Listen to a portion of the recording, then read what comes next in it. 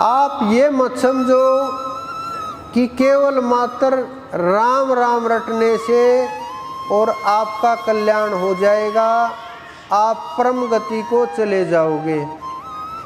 इस भ्रम को तोड़ दो और साधना की शुरुआत करो। क्योंकि जो लोग बोलते हैं कि जी बैठते नहीं, बस चलते चलते रटते रहते हैं, अब आप समझ गए होंगे चलने में और बैठने में कितना भेद होता है। नाम जप करने का कितना प्रभाव बैठने का होगा, कितना चलने का होगा। क्योंकि बैठने का जो प्रभाव होगा वो उसका कोई ताकत और जोड़ है नहीं।